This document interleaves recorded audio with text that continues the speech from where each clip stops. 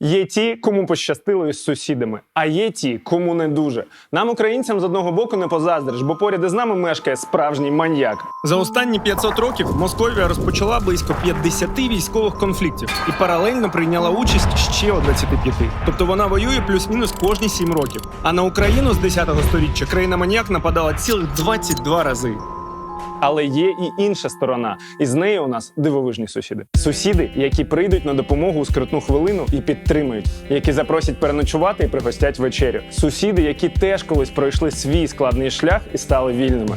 За 2022 рік Польща надала прихисток для 1,5 мільйона українців, виділила біля 2 мільярдів євро допомоги зброєю, їжею, медикаментами, власне, грошима та іншим. 192 тисячі українських дітей сьогодні безкоштовно навчаються у польських школах і дитячих садочках, а 40 тисяч у університетах. Безкоштовне житло, проїзд залізницею, медичне обслуговування – це далеко не повний перелік добра, яке зробили і продовжують робити для нас поляки. Ми вдячні долі за таких сусідів. І цей епізод про них. Він має назву «Їжа Польщі». Цей випуск – ода прекрасній Польщі, яка, зуб даю, вас зараз здивує. Сьогодні я продемонструю вам 40-сантиметрові польські бутерброди. Японці на ім'я Дай, що готують такоякі і каже всім ачі-ачі. Розповім, де в Варшаві об'їстися від пуза всього за 5 євро. Покажу те, що зазвичай підписникам не показую. Я покажу вам член. Не справжній, а вже ж, а їстівний. Я буду куштувати супи з качиною кров'ю, деруни з цукровою пудрою. Як дивно. Розповім вам про дуже гарну страву із дуже поганою назвою – про піроги руське. Я проведу вас у єдиний ресторан Польщі з зіркою Мішлен, всі місця в якому заброньовано на 3 місяці вперед. І познайомлю із його зірковим шефом Прижемиславом Кліма. А окрім цього всього, замість Птушкіна тут з'явиться інший відомий любитель покритикувати їжу. Загалом за цей епізод я продегустую 20 страв. І, можливо, поправлюся на 20 кілограмів. Але то вже мої проблеми. А тепер до екранів. Я хочу нагадати вам про шкалу оцінок, яку я використовую в своїх ресторанах на дегустаціях нових страв і буду використовувати сьогодні. 1. Дуже погано. 2. Потребує покращення. 3. Смачно. 4. Дуже смачно. 5. Видатна страва. Також у нас є захмарно безпрецедентна оцінка, яка має назву «Виходь за мене, Андрій». Вона з'явилася років 5 тому, коли у мене вдома були гості, і шеф нашої мережі Антон Васильєв готував бургери. Власне, він приготував настільки смачні бургери, що коли мій друг Єгор зробив шматок, то він був настільки вражений, що сказав: «Вау, виходь за мене, Андрій». Антон каже: «Окей, єдине, що я не Андрій, я Антон». А Єгорові було так смачно, що він забув слова, імена друзів та все взагалі забув. З тих пір найвидатніші страви у нас мають оцінку «Виходь за мене, Андрій». Наш перший блок – це традиційно стрітфуд. І почнемо ми його із осципка. Власне, осципок – це копчений сир досить вітієватої форми, який виробляють гурали в польських татрах з молока гірських овець. Це польська класика ручного виробництва, рецептура якої не мінялася з 15-го сторіччя. Осципок грилюють і подають разом із соусами з журавлини. Він схожий на маленьку устрицю. І такий ароматний, мов копчений сулугуні. Яке круте смакосполучення. Гарячий, копчено-кислий. Така текстура неймовірна. Він такий пружньо-ніжний і копчено-кислий. Як журавлина співпрацює із копченим сиром. Фантастика. Це справжній смак польських гір. Осципок – це 4. Дуже смачно і автентично. Ідемо далі до польської стрітфуд-класики, яка буде нам, українцям, дуже близька. Власне, знайомтесь. Пайда. Пайда – бутерброд зі смальцем, чорним перцем та соленим огірчиком. І глінтвейном. Ну все, це справжнє Різдво. Зігрівся. Там нормально так часника. А що з текстурою? У мене таке враження зараз, що у цьому смальці є фарш. Тобто є якась текстура фаршеподібна, м'ясоподібна. Одним таким можна нормально наїстися. Це такий серйозний капітальний бутерброд. І, чесно кажучи, до нього хочеться взяти горілки. Так, ну щодо смаку, то він досить звичайний. Хліб, смалець, огірчик, все зрозуміло. Це 3, смачно, не більше. Але той настрій, який це створює, це «Виходь за мене, Андрій». Настрій неймовірний. Передріздвяний людинопотік несеться, всі п'ють, їдять, кайфують, і ми не відстаємо. Далі на черзі чи то страва, чи то набір букв. І звучить воно так. Тердло. О, господи, яка запашна, гарячий цукор, пахне несамовито. Взагалі-то це чеський стрітфуд, але тут його теж продають на кожній вулиці. Спробую. Смачна, зацукрена, карамелізованою, хрусткою, скоринкою булочка, основною рисою якої є її форма. Тісто намотується на палку, смажиться і карамелізується. І ви маєте дуже-дуже смачний, простий і швидкий десерт. Ні, це навіть не просто булочка. Це одна суцільна скоринка. Я, наприклад, дуже люблю скоринку від хліба, від паски, від чого завгодно. Скоринка – це найсмачніше. А це одна скоринка, намотана на палку. Свіжа булочка з цукром. Тердло – це безкомпромісно, дуже смачно. 4. Відірватися від смакоти мене змусили лише надважливі справи. Мені терміново треба відправити польські смаколики моїй команді до Києва. Отже, ходімо до нової пошти. Та я серйозно, в Польщі тепер є нова пошта. Єдине, що її тут називають Нова Пост. І є вона не тільки у Варшаві. У Кракові, Гданську, Лодзі, Любліні, Вроцлаві, Жешові, Познані, Катовіце, Глогуві, Малопольському. Відправляти до України і назад можна майже будь-що. Від генераторів, павербенків, автомобільних запчастин до навіть косметики та вітамінів. І я вже не кажу про одяг, побутову хімію та продукти харчування. Це, як кажуть поляки, очевище. Просто все має бути герметично запаковано. Також можна передати добрі слова абсолютно безкоштовно. Люблю вас. Посилка їхатиме всього від 3 діб. 3 days later.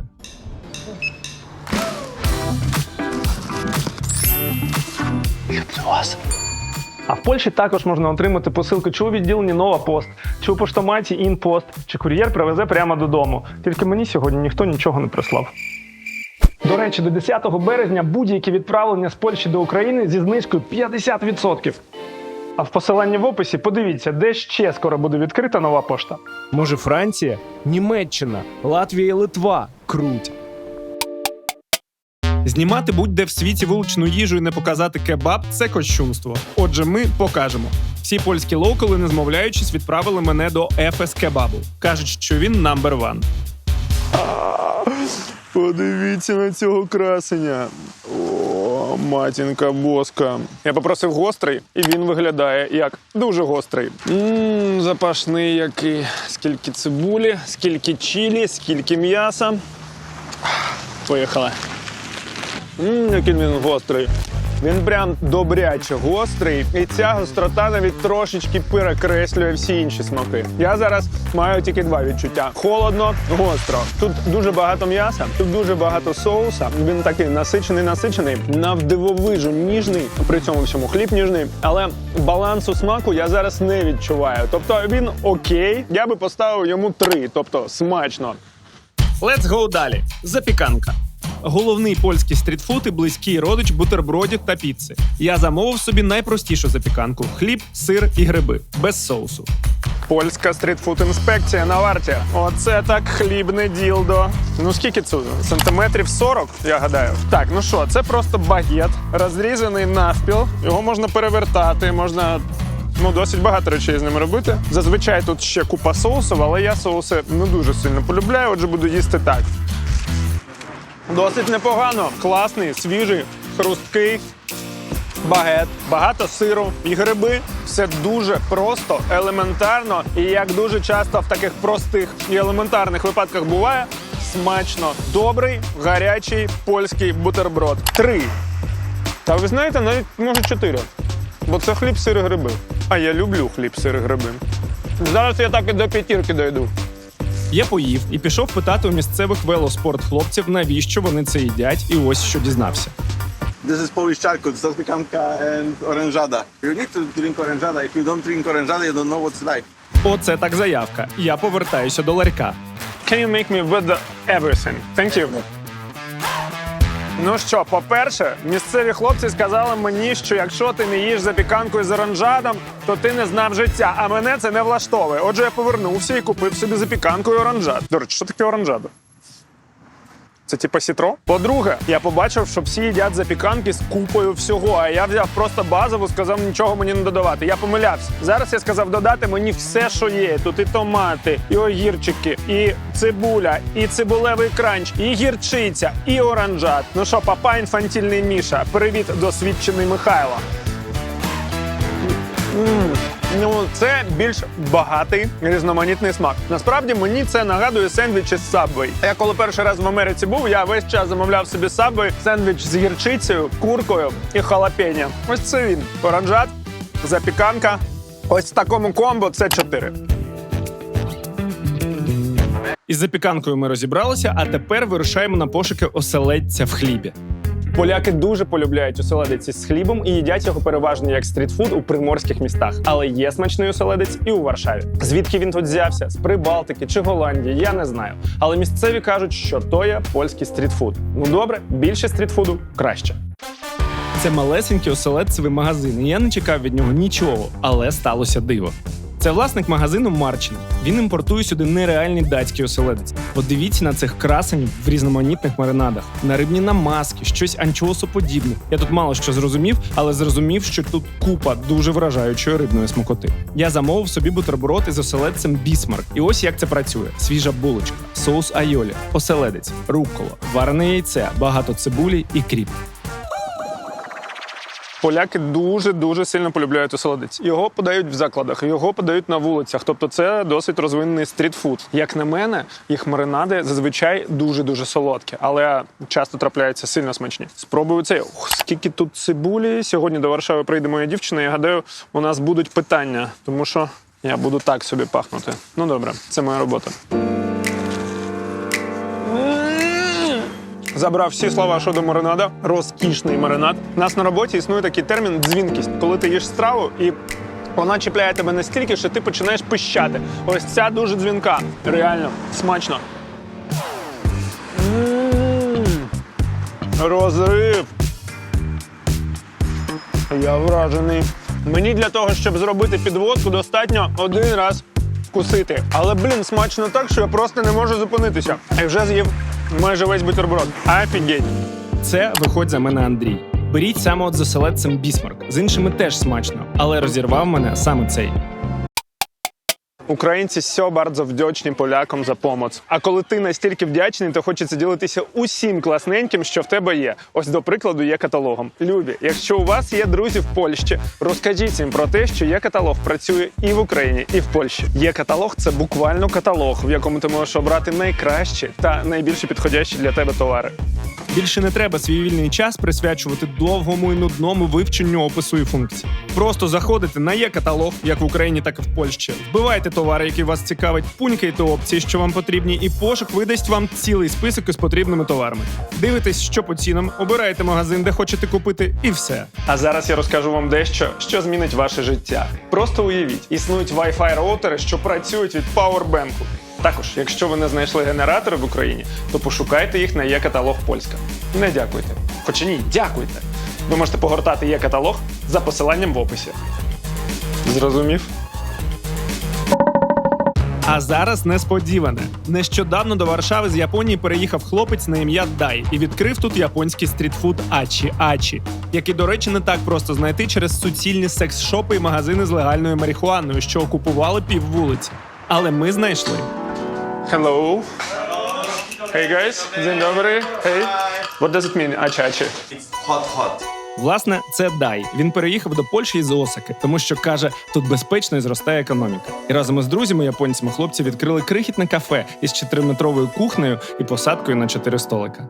Взагалі, стрітфуд для мене то така дуже космополітична річ. Піци, кебаби, пончики – то є надбання всього світу. І нібито спершу здається, що дивно знімати японський стрітфуд у Польщі. Але що мені робити, якщо він просто ідеально, органічно та чесно вписався у вуличний ландшафт Варшави? Що робити? Йти і їсти. Отже, ми замовили такоякі. Ходімо на кухню. Дай готує смажені хлібні кульки з начинками і соусами такоякі. І робить це саме так, як це робиться на вулицях Кіото чи Осаки. Спершу він змощує спеціальну пательню для такоякі олією, наливає у кожен отвір суміш, створену з борошна, води, яєць, соєвого соусу та соусу окономіякі, додає у кожну майбутню кульку вареного восьминіга, а потім шар маринованого імбіря та капусти. Після цього заливає весь цей кардебалет додатковою сумішю і починає спритно перегортати всю цю борошняну імбірну восьминігову тусовку спеціальними гострокінцевими паличками, формуючи, власне, кульки. Мене теж запросили до ритуального перегортання, і це дуже прикольне заняття.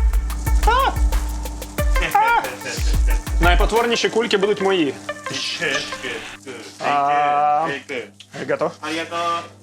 Як спритний наперсточник, Дай завершує ротацію кульок, додає ще олії і досмажує до рівномірної скоринки. Тепер подача. Піраміди із кульок, маринований імбір, соус для такоякі, майонез, сушена стружка тунця, яка трохи танцює, і водорослі норі.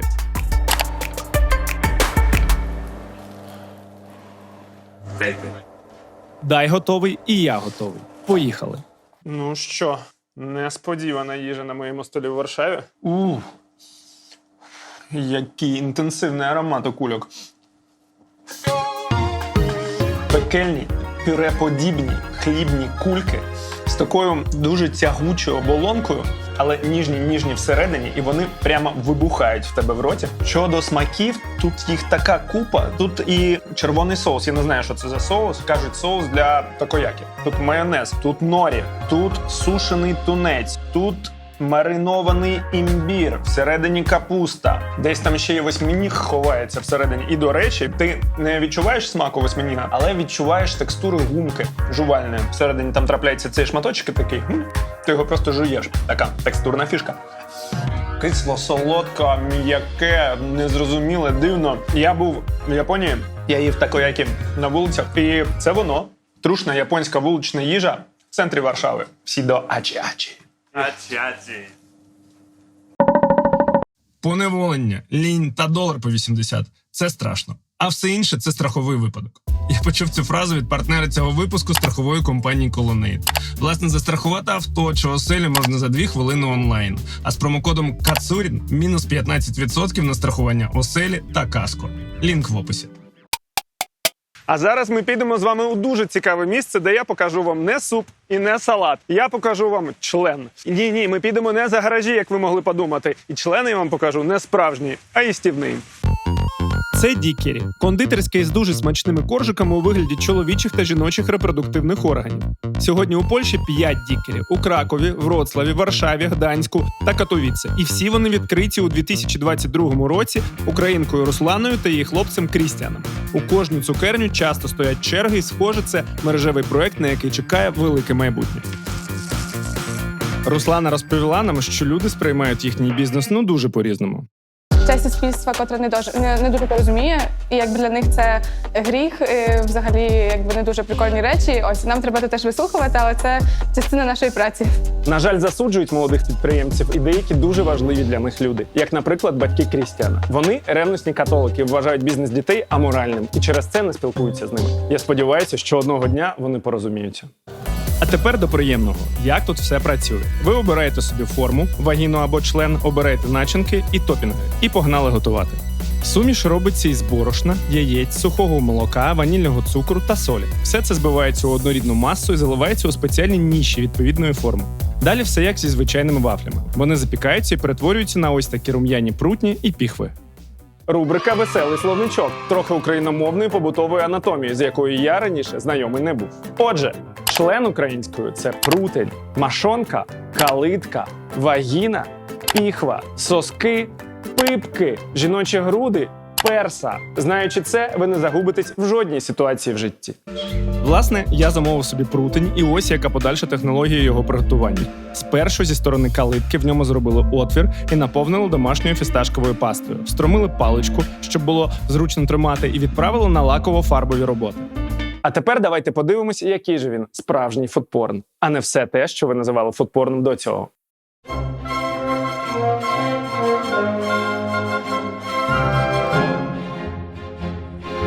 Власне, наш вафлечлен рясно обмакують у соус солону карамель, а зверху вкривають шоколадними смугами. Дивіться, який красень. Тепер полуниця і все. Готово. Спробуємо.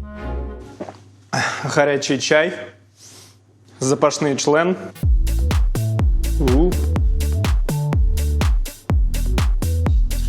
Все тече по обличчю. Класна, хрумка, солодка фруктова вафля. Це крутий десерт і відмінний член. Мені подобається. Вагіна готується трохи по-іншому. З неї роблять сендвіч, розрізають, додають соус, ягоди, занурюють у шоколад, додають смужки з помаранчевого соусу, а також солодкі мікрокульки кудись в область клітору.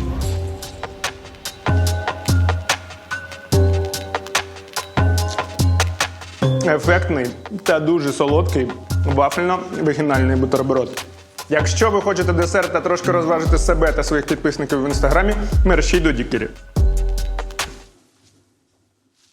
Це було вафельно-еротично. А тепер від кондитерської альтернативи перейдемо до вуличної кондитерської класики, від якої моя нижня щелепа відвисла так, що стала ще нижчою. У поляків є цікавий святковий день, який має назву Тлісті Чвартик або Товстий четвер. Це останній день напередодні Великого посту, і це дуже особлива дата, тому що в цей день всі поляки мрачно об'їдаються пончиками. Товстий четвер зазвичай має місце у лютому, а зараз грудень. Але що нам заважає об'їстися пончиками прямо зараз? Ніщо. Отже, ми прийшли куштувати культові варшавські пончики у культове варшавське місце. Місце настільки культове, що у цю малесеньку крамничку за день у Тлісті Чвартик вишукується черга із 1000 людей. Ми прийшли сюди саме через Товстий четвер і величезну чергу, але виявилося, що все набагато цікавіше. Отже, слухайте історію.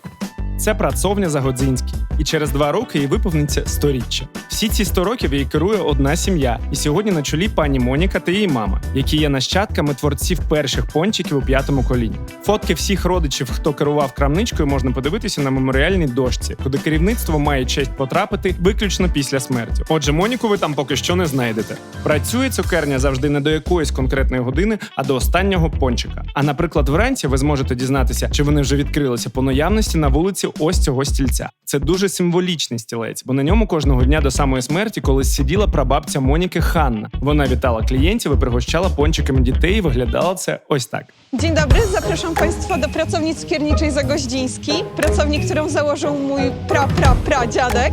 Dzień dobry. Якщо табуретка на вулиці, цукерня відкрита. Табуретки немає – зачинена.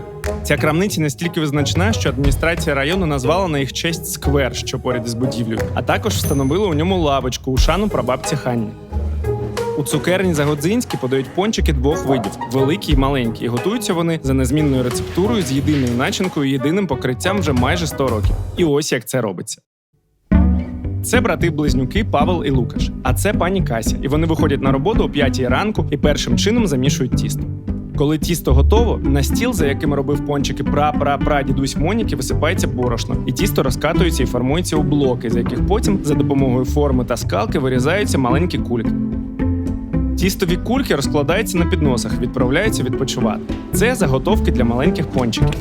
Тепер переходимо до підготовки великих пончиків. З тіста формується така собі ковбаса і нарізається на однакові шматки, кожен з яких розташовується у щільних тістових шеренгах. Зверху на кожен майбутній пончик з кондитерського мішка поміщається фруктовий джем, завертається всередину виробу і відправляється на відпочинок разом із попередниками. Після відпочинку наші протопончики поміщають у розстоючну шафу, де підтримується комфортна температура і вологість для ферментації, і тісто підіймається і зростає. Власне, на цьому все. Можна смажити. Як і 100-річчя тому, пончики у цукерні Загодзинській смажаться не на олії, а на свинячому смальці. Сенс у тому, що смалець не палиться так, як олія. У нього вища температура горіння і пончики не пригорають. Отже, будьте уважні. Пончики не веганські. Витягаємо солодощі, весь зайвий смалець стікає, тепер солодкий фінал. Смажені донати занурюємо у помадку із цукру, цукрового сиропу і води, яку тут називають лукар. Пончики настільки гарячі, що кухарям доводиться постійно охолоджувати пальці у спеціальній ванночці із холодною водою. Все, готові солодощі відправляються на стелажі, щоб невдовзі потрапити у руки до знемагаючих гостей. До речі, зазвичай тут виробляють 200-300 пончиків на день, але протягом товстого четверга, як я вже казав раніше, тут їх продають трошечки більше. Ось тут на 20 квадратних метрах протягом товстого четверга роблять 8 тисяч пончиків. 8 тисяч. Здається, що має бути величезне виробництво, а воно малесеньке. Дуже круто все налагоджено. Для того, щоб один раз на рік підготуватися до судного пончикового четверга, тут за 2 тижні не приймають замовлення. А напередодні, у середу, вся команда, родина і навіть друзі приходять на виробництво о 5-й ранку і після цього вперше йдуть додому у п'ятницю. Минулого року Тлісті Чвартик прийшовся на 24 лютого. Блін, а могли ж просто всі разом жити, подорожувати, їсти пончики. Ні, с**ка, спеціальна воєнна операція. Спробуємо пончики. Не дивлячись на блат, я сумлінно відстояв чергу, замовив пончики, зацінив, що цукерня була пластик-фрі ще до того, як це стало мейнстрімом. Пончики тут завертаються в таку саму упаковку, як і 100 років тому. Коротше, я отримав повний customer experience і пішов їсти. Який джем смачний. Всередині. Якщо чесно, я по життю байдужий до пончиків. Але після всього, що я побачив і почув, бути байдужим до цих пончиків просто неможливо. Тут, окрім тіста і помадки, ще така неймовірна історія і стільки любові, що я вважаю, що ці пончики дивовижні. Щодо смаку, це смачні пончики. Тут класний, кисленький фруктовий джем. Вони дуже солодкі, як будь-які пончики. І головне, що вони такі справжні, трушні, артизанальні, сімейні. Ну ви все тільки що бачили. Я дуже рекомендую кожному хоч раз приїхати до цієї цукерні. Мій висновок такий: як і в більшості країн, де погода дозволяє спокійно їсти на вулиці тільки півроку, стрітфуд тут не всюди сущий, але тим не менше він є. Його досить багато, він дуже різноманітний і космополітичний, як, власне, і подобає стрітфуду. Всі місця з цього епізоду, як завжди, будуть в гіді під відео. А ми переходимо до кафе, ресторанів та автентичних польських страв. Яка ж вона автентична польська кухня? Вона ситна, жирна, багата на свинину, злаки, картоплю і різноманітну ферментацію. Як ви сьогодні побачите, багато риси страв польської кухні дуже схожі з рисами і стравами української. Куриця не птиця, Польща не за границя. Пам'ятаєте такий савковий фразеологізм з дитинства? Фразеологізм не дуже, але він відображає почуття великої частини українців, для яких Польща – це щось настільки історично, територіально та ідеологічно близьке, що з'їздив до Польщі, а нібито із України не виїжджав. Культурних спорідненостей і справді дуже багато. І це добре видно по спорідненостям гастрономічним. Але різниця, а вже ж є. І якщо спробувати порівняти, наприклад, польські і українські смаки, то ось що вийде. Польська кухня кисла, точніше, кисло-солодка. А українська кухня, навпаки, солодка, точніше, солодко-кисла. А ось вам ще декілька занятних близько гастрономічних фактів. Перше, в Польщі більше 500 Макдональдсів. В Україні, до прикладу, до війни їх було трохи більше 100. Друге, у польських дітей є перший сніданок та другий сніданок. А ще є перший обід і другий обід. Третє, у поляків культ хліба. Не їсти хліб для поляків – це така ж маячня, як для тайців не їсти після 6. А тепер досить розмов. Ходімо куштувати автентичну польську їжу. Ми почнемо наш екскурс польською кухнею зі страви, яка спершу може викликати у вас злість. Вона має назву пірогі руські. Стоп! Не кваптеся вимикати комп'ютери чи стріляти в екрани з арбалету, бо вони не ті руські, що ви подумали. Пірогі руські – це історична назва однієї з найважливіших польських страв. І це те саме, що ми в Україні називаємо варениками. Пірогі тут бувають будь-якими – солодкими, солоними, зі шкварками, з топінгами та без. Але давайте розберемося із назвою руські. По-перше, вона не має нічого спільного із Росією. Як же так вийшло? Я почув дві версії. Перша версія – назва походить від слова «русини», а русинами у Речі Посполитій називали українців. Тобто, як би це сьогодні іронічно не звучало, польська назва «пірогі руські» означає «пірогі українські». Взагалі, до 19 століття українців русинами називали не тільки у Польщі, і ця назва походить від Русі Київської. Я, власне, теж вважаю, що Росію треба перейменувати, щоб не було плутанини. Якщо у вас є варіанти нової назви, пишіть у коментарях. Друга версія. Назва «руські» походить від назви історичного регіону, який існував з 15 по 18 сторіччя на території Польщі та Західної України і мав назву Русь Червона. Отже, зв'язку з країною Росією тут теж немає. А ось що кажуть з цього приводу поляки. Ruskie to jest pejoratywne określenie. Oznacza po prostu coś związanego z politykiem i reżimem komunistycznym. Dla nas pierogi ruskie były po prostu daniem narodowym, które pochodziło z Rusi Czerwonej, czyli obecnie terenów Ukrainy. Jest to danie, które podczas ostatnich wydarzeń politycznych, wojny na Ukrainie, zmieniło w wielu lokalach swoją nazwę na ukraińskie. Stąd myślę, że wolimy mówić o nich po prostu ukraińskie dla zamanifestowania jakiegoś swojego poczucia sprawiedliwości dla tego, co się dzieje. Ви розумієте? Не дивлячись на все це, сьогодні поляки з солідарності з українцями перейменовують у своїх меню пірогі руські на пірогі українські. Дякую bardzo, друзі. Піроги у Варшаві подають буквально у кожному закладі, але ми знайшли найгарніший. Це Сирена Ірена, ресторан, який спеціалізується саме на пірогах. І спеціалізується, дуже стильно. Подивіться, як тут візуально круто обіграли польську класику. Величезне приміщення, гігантські вікна, купа неону, сяюча відкрита кухня, переконливий перелік пірогів у меню і навіть власна горілка, яку пропонують у пандан до основної страви. Ми замовили найпопулярніші піроги із картоплею та сиром і вирішили дивитися, як їх тут готують і чи є якась різниця із варениками. Це пані Марія. Марія з України, вона шефиня закладу. Власне, зараз ми будемо куштувати піроги прямо з рук шефа. І це дуже приємно. Для приготування нам знадобиться, власне, начинка та тісто. Наша начинка складається з вареної картоплі в мундирах, польського сиру, цибулі, олії, перцю, солі і, що несподівано, м'яти. Ось вона у готовому вигляді. Зараз ми добряче розкатуємо тісто, вирізаємо з нього кружечки, наповнюємо їх картопляно-сирною начинкою і надаємо їм класичну форму із чарівним нахльостом. Варимо піроги 4 хвилини. Подивіться, як тут естетично парує на кухні. Тепер витягаємо наших польських вареникових родичів, додаємо топлене масло і можна у тарілку. Готово. Із тремтінням забираю візок до столу. Піроги у сиренній ірені подаються з карамелізованою цибулею, сметаною, шкварками та паленим маслом із дикими грибами. Хоча є ще 6 інших топінгів на вибір. Великі, гарні, виглядають просто неперевершено. Ну, по-перше, це дуже смачно. Що цікаво, тут картопля змішана із сиром, і тому вони картопляні, але одночасно трохи кисленькі. І ще вони политі опаленою олією, яку смажать на пательні, і вона дає такий горіховий аромат і трошки горіховий присмак. Це смачно. Наступного разу, коли ви прийдете до Польщі, спробуйте піроги і порівняйте їх з українськими варениками. Цікаво, чи знайдете ви якісь відмінності. І незалежно від того, знайдете ви їх чи ні, давайте разом порадіємо, що в нас така кількість культурних та гастрономічних спорідненостей з прекрасними поляками. З відмінностей у пірогах я знайшов картоплю сам в мундирах, а також м'яту у начинці. Цікаво. А ми йдемо далі, до дуже респектованого локалами закладу, який має назву «Пизи, фляки, горонце». Пизи і фляки – це назви страв, а горонце перекладається як гаряче. Отже, гарячі пизи і фляки. Це маленький ларьок в не самому фешенебельному Варшавському районі, що має назву Прага. І я так зрозумів, місцеві до нього ставляться плюс-мінус, як кияни до Троєщини. Трохи з опаскою.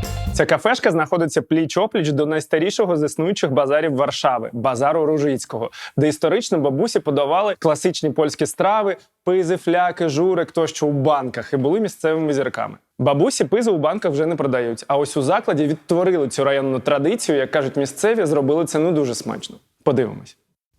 Ось таке малесеньке затишне кафе. Дипломи, сертифікати, стікери, черга. Власник працює на місці. Все дуже автентично. Зверніть увагу на всюди сущі тут сьогодні явища. Поляк і українець спілкуються кожен на своїй мові, і кожен прекрасно розуміє один одного. У вас є ще другий заклад, так? Na Podwalu jeszcze mamy lokal, na Starym Mieście. А це перший. I tutaj mamy jeszcze z rybą taką pajkę. Ага. Клас.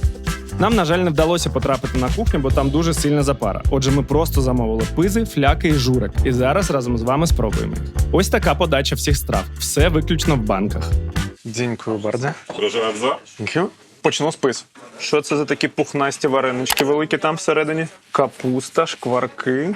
Ну це не так просто достати, до речі. Прийдеться просто так розбивати прямо всередині. Дуже смачно. Дуже схоже на зрази. Це, скоріш за все, є якась споріднена із зразами страва, бо це такі картопляні великі варенички з м'ясною начинкою та ще й з шкварками, чорним перчиком. Смачна домашня печення. Вона дуже гаряча. Банка, до речі, дуже класно тримає температуру. Отже, я гадаю, вона може довго так стояти і тримати тепло. А це флячки, це зупа із рубцями, тобто з частиною коров'ячого шлунку. І кажуть, що вона може навіть мати такий трошки неприємний аромат, але ні, аромат дуже приємний. Дуже класний, смачний зимовий суп. Трошки споріднений по смаку із бограчем і з підливкою з печені. Купа різнотрав'я, сушеного морква, дуже-дуже насичений густий, м'ясо. І така цікава текстура за рахунок, власне, цих рубців. Тобто вони такі нібито жувальні. Ніби я жую гумку разом із печенням. Рубці рубцями. Рубці, до речі, це один з відділів шлунку. А є кухні, в яких пішли набагато далі. Ось, до прикладу, французи із ковбасою андуєт, яка готується у прямій кишці і має характерний запах екскрементів. До речі, мер Ліону якось промовив визначні слова. Політика, як андуєт, має попахувати лайном, але не надто сильно. Ця страва ще мені трошечки нагадує макарони по-флотськи з дитинства, через те, що тут фарш, але з капустою і картоплею. Дуже просто і дуже смачно. Якщо виставляти оцінки, то ось цій страві я прямо ставлю 4 з плюсом. Тобто це дуже-дуже смачно. Це теж смачно, мене прям не розірвало вщент, але класно, ситно, насичено, недорого. Тобто це просто смачно. 3. Тепер час журика. Журик – це найважливіша польська зупа, про яку я дуже докладно розповів у епізоді про Львів. Тому зараз просто скуштую трушний польський журик. Дякую. Еталонний польський суп, священний грааль місцевої кухні – журик. Який кисло-ковбасно-гірчично-трав'яний аромат. О, який густий. Господи, скільки всього. Немов тут рідини значно менше, ніж всього іншого. Стільки ковбаси, чи це картопля, чи це що? Гірчиця. Господи, скільки м'яса. Я стільки м'яса бачив тільки у солянках. Дуже багато. Спробуємо. Дуже смачний, насичений, такий хлібний, ферментований, кислий. Ви ж пам'ятаєте, що головна риса польської кухні – це кислотність. Тобто ось це смак Польщі. Тут стільки ковбаси, і він такий хлібний, що в мене враження, що це рідкий хліб з ковбасою. Все, я зрозумів. Журик – це рідкий бутерброд з ковбасою. Дуже крута і несподівана страва для тих, хто ніколи її не куштував. Слухайте, ну це 5. Нереально багатий і яскравий смак. Аплодисменти Журику.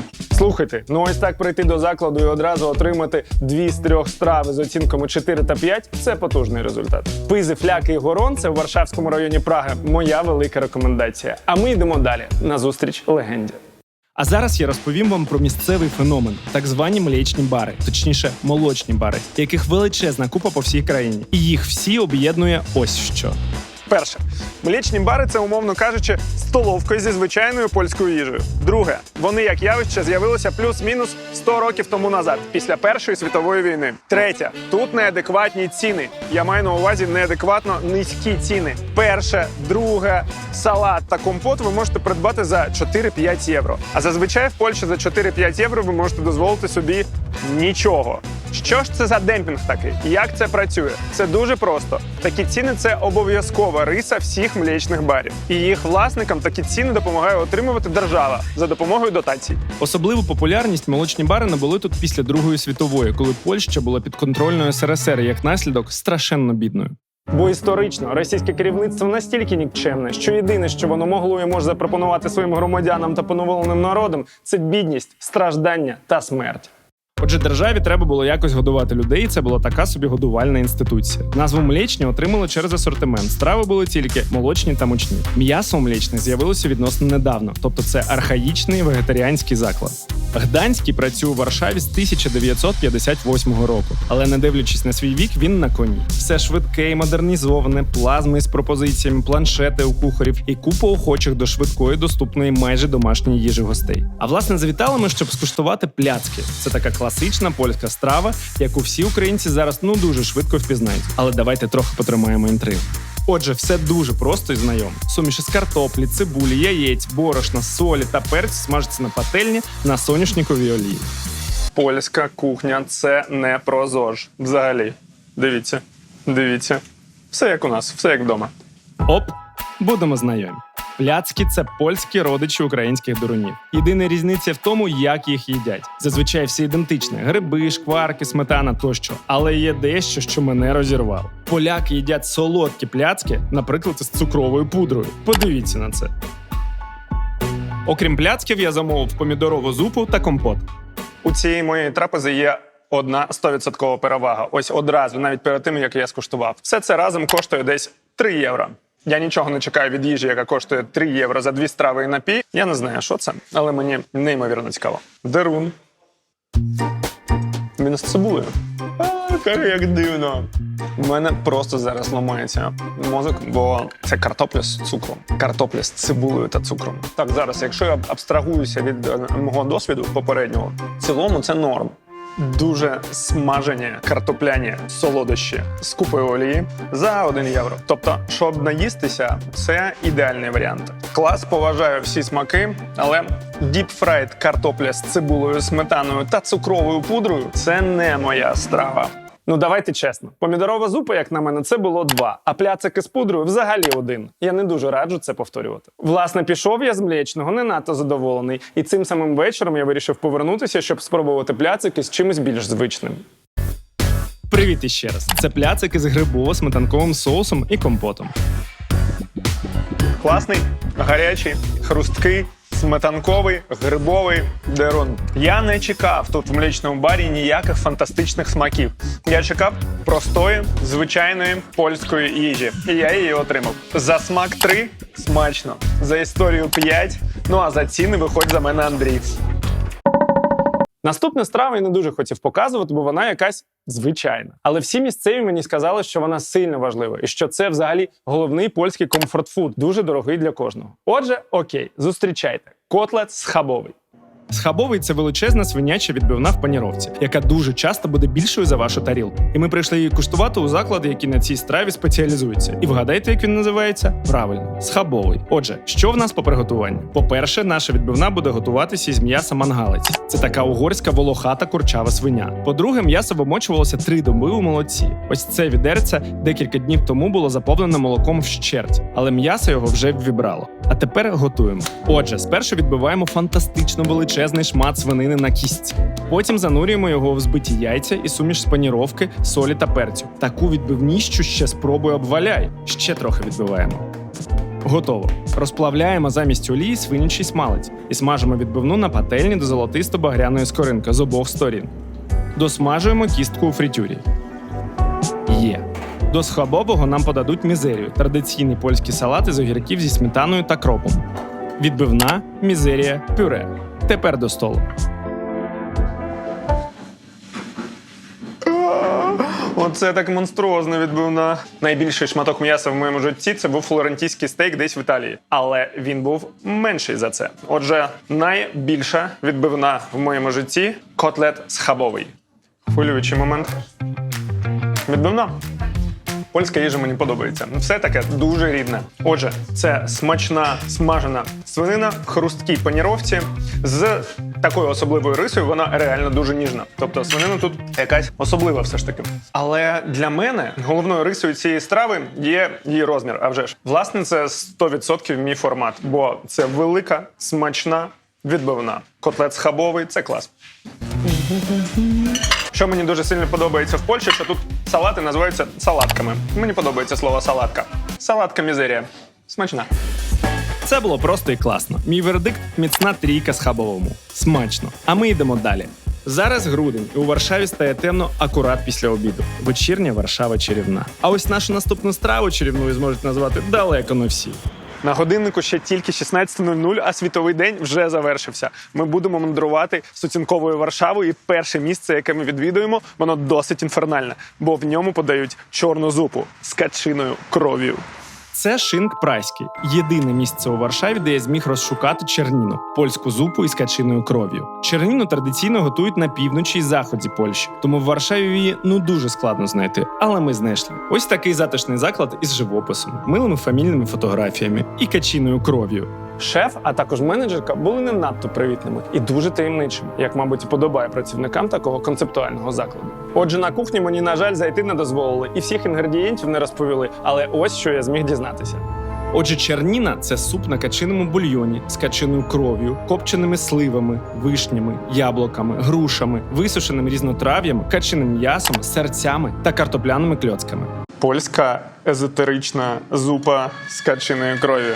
У мене, чесно кажучи, зараз такі відчуття, ніби я буду їсти якесь таємниче зілля. Ви знаєте, і дивно, воно, незважаючи на те, що це зупа з качиною кров'ю, в неї досить збудний аромат. Я бачу тут багато спецій, дуже багато м'яса, якихось невідомих мені об'єктів.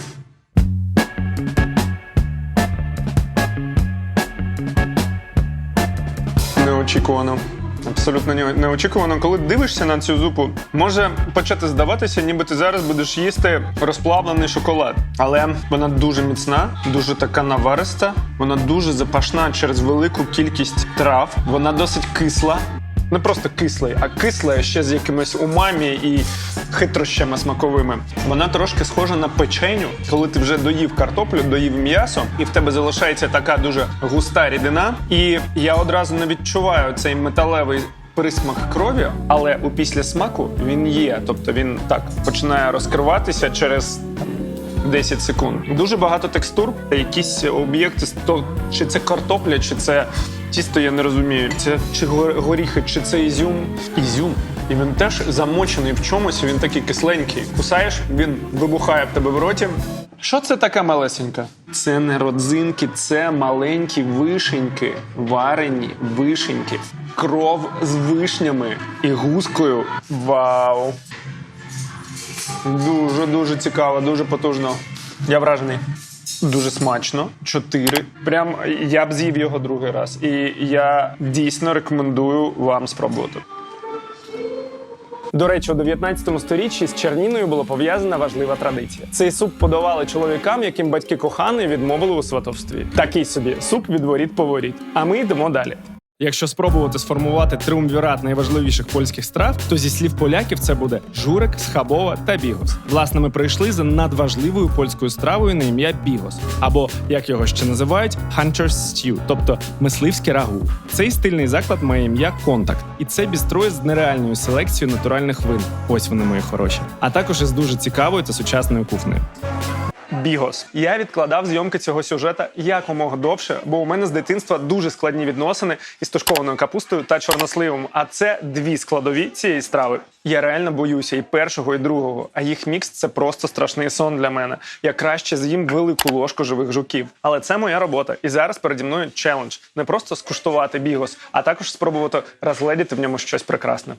Це шеф «Контакту» Яник. І сьогодні він має ласку показати нам, що ж таке цей оспіваний в легендах бігос. Це колеги Яника, які спокійнісінько собі шпілять у шахи на відкритій кухні. Це схоже на ідеальну атмосферу на кухні. Все працює, але всі на релаксі. Отже, у складі бігосу сьогодні капуста звичайна, капуста квашена, гриби, цибуля, яблуко. Господи, допоможи чорнослив, лаврове листя, кмин, чорний та духмяні перці, сіль та трохи натурального червоного вина.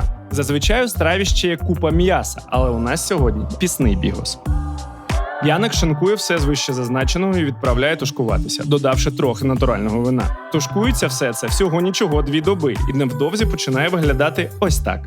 Поки бігос тушкується, шеф пригощає мене взбитим вершковим маслом та хлібом на заквасці власного виробництва. І це, так, між іншим, виходь за мене Андрій. Бігос готовий. Його декорують чимось подібним на дуже хрусткий, майже дегідрований картопляний дерун та посипають мальдонською сіллю, трохи декоративного різнотрав'я і можна до столу. Дякую. Я куштував живих лічинок, крокодилів, пацюків, але, чесно кажучи, зараз я нервую більше. Тушена капуста з чорносливом. Останній раз ми з цією стравою бачились, може, 25 років тому. І я, чесно кажучи, не планував більше з нею зустрічатися у цьому житті. А що за запах? Такий інтенсивний аромат, він так смакує, немов це бальзамічний оцет, хоча його там немає. Фух. Картопляний пляцичок. Ну, привіт, друже. Який запашний. Немов я глінтвейн нюхаю. Гвоздика, кориця, хоча їх тут немає. Який кислий. Так, ну по-перше, це дуже смачно. По-друге, це, а вже ж, зовсім не має жодного відношення до цієї тушкованої капусти, яку я їв у дитинстві. Вона така кисла, трошечки солодка, вона гостра, вона добряче гостра, я перець такий духмяний чую. Вона копчено-буджена така і грибна. І ці гриби додають такого насінняно-горіхового присмаку. Дуже-дуже яскравий, багатий смак. Ця страва така дуже зимова, нібито, і дуже затишна. У мене зараз є бажання таке сидіти в кріслечку десь під теплою ковдрою біля каміну, і щоб в моїй руці був бокал піно-нуара і їсти бігос. Ідеально. Піно-нуар, бігос, пляцик. До речі, такий смачний картопляний чіпс. З бігосом і піно-нуаром смакує ідеально. Ну що, у мене -1 гастрономічне упередження, а у вас +1 місце для візиту у Варшаві. Бігос у «Контакті» – це дуже смачно. 4. Рекомендую. Ми приїхали у прекрасний Natural Wine Bar «Жродло», що поетично перекладається як «джерело», щоб скуштувати ще одну ностальгічну для поляків страву, яка має грайлину назву «Копитка». Це Адріан, ідейний натхненник та власник закладу, який зібрав у «Жродло» дуже потужну селекцію польських вин, сидрів, пива та автентичних страв. І ми тут саме за ним. Отже, готуємо «Копитка». Частина перша. Пролог. Звареної картоплі, яєць, пшеничного борошна, картопляного борошна та солі без додавання води робиться тісто і ріжеться на ось такі прямокутнички. Частина друга. Експозиція. Із міксу звичайного та обпаленого вершкового масла та овочевого бульйону створюється соус. Ось він. Частина третя. Зав'язка. Шеф розігріває пательню, додає масло, викладає наші картопляні блоки та обсмажує їх з 2 сторін до позолоти. Сюди ж відправляється вершковий соус, який невдовзі тане і апетитно поглинає золотаві копитка. 3 хвилини одна сторона, 3 хвилини інша. І у тарілку. Частина четверта. Розвиток. Розпечені копитка вкриваються кучерями польського бурштинового сиру. Частина 5. Кульмінація. О, так. Яке ж воно сирне. Господи, просто дивіться на це. Який сирний водоспад. Копитка, вони схожі мені на халумі з гриля і одночасно на китайське смажене молоко. Але це копитка. Частина 6. Розв'язка. Дивіться, ну коли у страву натирають стільки смачного сира, то це у будь-якому разі фантастика. А взагалі це такі картопляні сирні цеглинки з дуже-дуже виразним вершковим смаком і такими опаленими нотами. Це зрази польські картопляні зрази з грюєром, з польським грюєром, який має назву бурштиновий сир. Смачно. І це такий, наскільки я розумію, важливий комфорт-фуд для поляків, тому що він їм нагадує дитинство. Мені копитка дитинства не нагадують, але вони мені подобаються. Ну і а вже ж польське, натуральне, помаранчеве вино. Разом із польським комфорт-фудом смакує несамовито. Частина 7. Камео. Я замість пту. Привіт, Птушкін. Давай. Я теж повинна робити незадоволене обличчя. Щось мені треба прокоментувати? Давай. А ти просто хотіла сидіти їсти? Це не їжа моєї мрії. Так. Ти сказав, що це схоже на що? На зрази? Картопляні зрази, так. Ні. На мені чогось не вистачає. Спробуй ось тут з соусом і з сиром. Давай. Ні? Все одно? Нічого не змінилось. Так, я тоді не знаю, що тобі запропонувати. Поцілунок.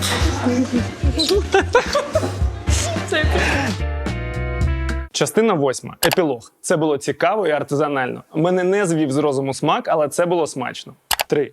Проте хочу додати: заклад, власник, ідеологія, концепція, продукти, підхід, вино. Я дуже раджу вам Жродло. Це правильне місце. Ви, може, не помітили, але 19-та страва позаду. І ми тепер прямуємо до дуже особливого фіналу. Любі друзі, у Польщі є один ресторан, заради якого варто встати зрання, зібрати валізи, відчистити авто від сугробів і вирушити в дорогу до Кракова за 300 кілометрів.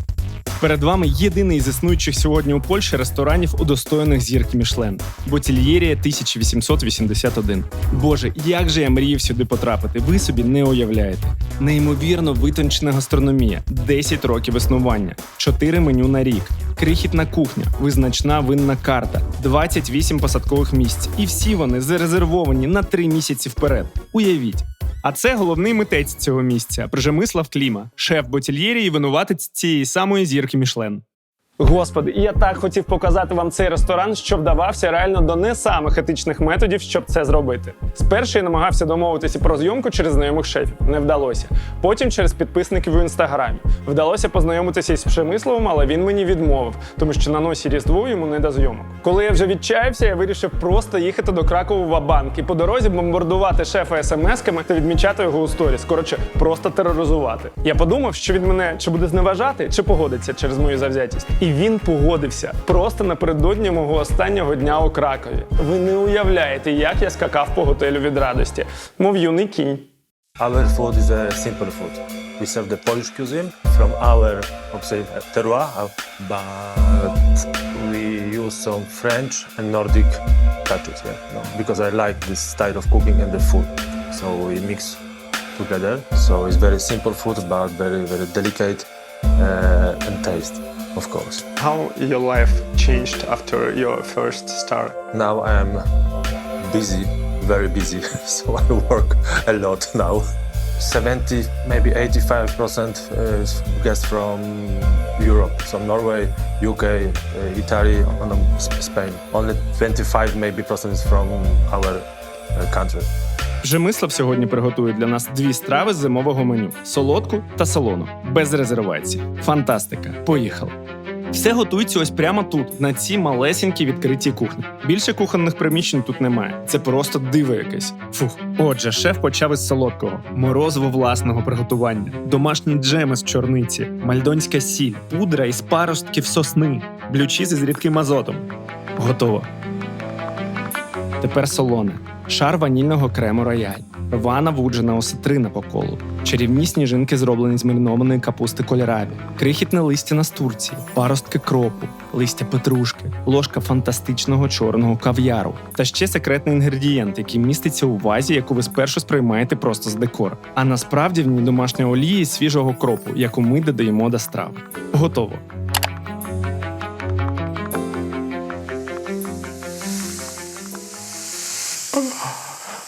Ви просто зараз не уявляєте, наскільки я щаслива людина. Тобто це такий ексклюзив, це закрита кімната у Ботільєрі. І зараз я тут без бронювання, наче я Ентоні Бурден, буду їсти неперевершені десерти та основну страву. О, Господи, і я такий схвильований. Ви коли-небудь куштували на смак мистецтво? Ось в мене зараз саме таке відчуття, немов я прийшов до музею Помпіду чи, наприклад, Гугенхайму, і я можу підійти до експозиції, відламити шматочок роботи Караваджо і спробувати її на смак. Ось саме такі відчуття в мене зараз. Я відчуваю нотки м'яти, хоча м'яти тут, наскільки я пам'ятаю, немає. Ну що, я погнав? У мене серденько стукає так швидко зараз.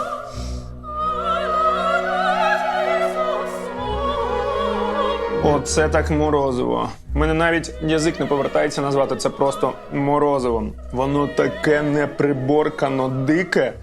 І це той випадок, коли зимове меню по-справжньому зимове. Воно хрустке, немов сніг, тому що тут меренга. Воно льодяне, тому що тут морозиво. Воно лісове, тому що тут лісові ягоди і чорниця. А закінчується все це скаженими нотами блю-чіза і тонким післясмаком хвої через пудру з сосни.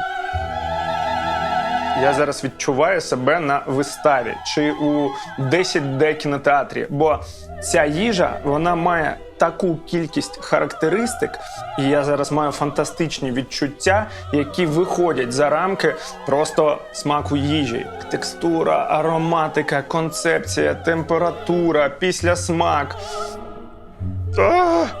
Це неймовірно.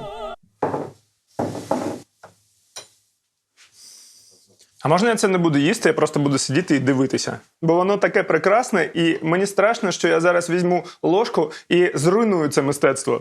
Але ж це їжа!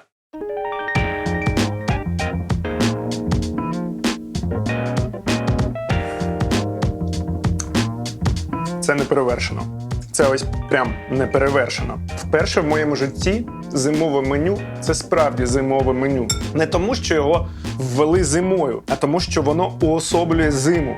Кожен інгредієнт – копчена, вуджена, справжня зимова осетрина, чорний кав'яр з горіховими, ніжними вершковими нотами, зелень, кольорабі у формі сніжинок, що хрустить у мене в роті і має смак солінь. Тобто це ферментоване кольорабі. І зараз у мене чорна ікра міксується з копченою осетриною і міксується зі справді зимовим смаком маринованих ферментованих овочів. Це щось неймовірне. Кремова текстура.